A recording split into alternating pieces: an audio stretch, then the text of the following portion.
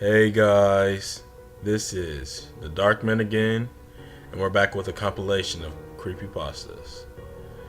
Happy 4th of July, all of you, and all the other bullshit.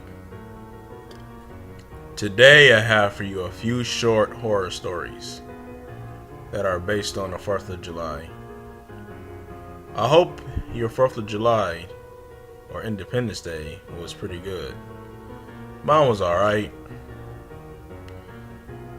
Anyways, I can't tell you too much or the stories will be ruined. And I cannot have that happen. But now that it's nighttime, where your fear is the highest, just sit back, relax, eat your popcorn, and drink your Coke, or whatever the hell you're snacking on, and enjoy the story.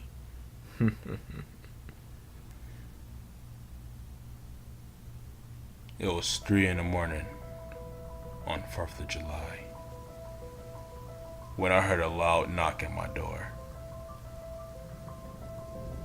I was so confused when I heard it. My girlfriend woke me up,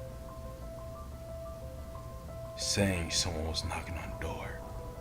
She was scared. The person, or whoever it was, knocked again. Now I was scared. I got out of bed and looked through the peephole to see two people in president masks just facing the door. I was scared shitless. I didn't know what to do. They then knocked again, but this time louder. I didn't answer. I then looked at one of the people's pockets and saw a bright flashing object. I could tell by the shape of it was a knife. They then started banging on the door. And once they did that, I yelled I was going to call the cops if they didn't leave.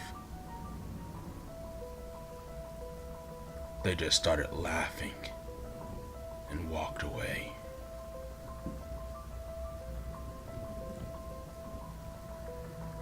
This incident happened 10 years ago when I was just 8 years old.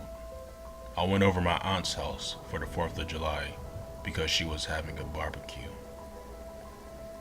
Most of my cousins, uncles, aunts, and relatives were there. I remember it was a hot day and we were throwing water balloons at each other. I got tired and decided to rest and sat on the porch when I heard a knocking coming from underneath the boards. When I looked under, I saw an eye peering at me through the cracks.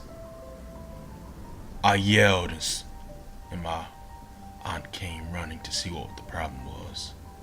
I told her I saw someone under the porch. She went under and looked to see if she saw what I saw, but she didn't see anything. Well, time went by and it was nighttime. I decided to spend the night there and go home the next day. My cousins and I were playing video games all night long until it was time to go to bed, which was around 3 in the morning. As they were falling asleep, I just stayed up staring at the walls when I heard a knock coming from the window. I got up and looked outside the window to see a man staring up at me, smiling and waving. I yelled, and everyone got up and ran towards the window to see what I was yelling at. But when they looked out the window, the man had already ran away.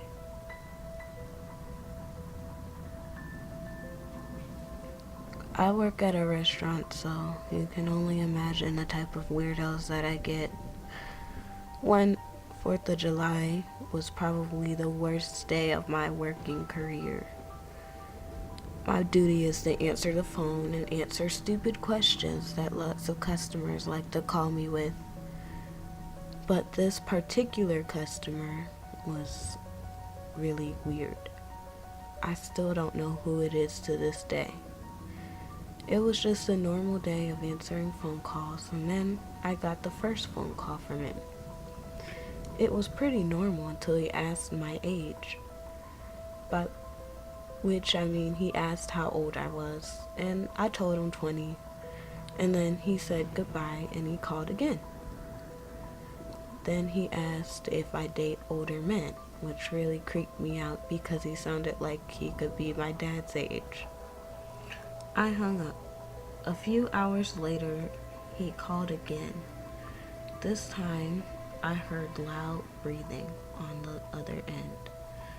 The man then said, "I'm gonna come up there and meet you." I told him I was going to call the cops if he didn't stop harassing me. And it ended at that. I started talking to this girl I met in my class. We've been talking for a month now, and she invited me over to her parents' house for the 4th of July. When I got there and met them, they genuinely seemed like cool people. We talked, joked, laughed, drank a couple beers. When the food came out, it looked amazing. It tasted pretty good, but a little strange. I asked them, what did they use to make the ribs? They just stared at me sadistically and said, "We use human body parts." I just laughed at them, but they just kept smiling, a sickening smile, and somehow I knew that they weren't joking. I tried to get up and leave, but her dad just held me down with one hand. He was quite strong for a man his age. I then started panicking. Her mom got up with a knife and walked slowly towards me. She was just laughing. I then took my pepper spray out of my pocket and sprayed her in the face and sprayed her dad in the face and ran out. I never saw her again in class after that day.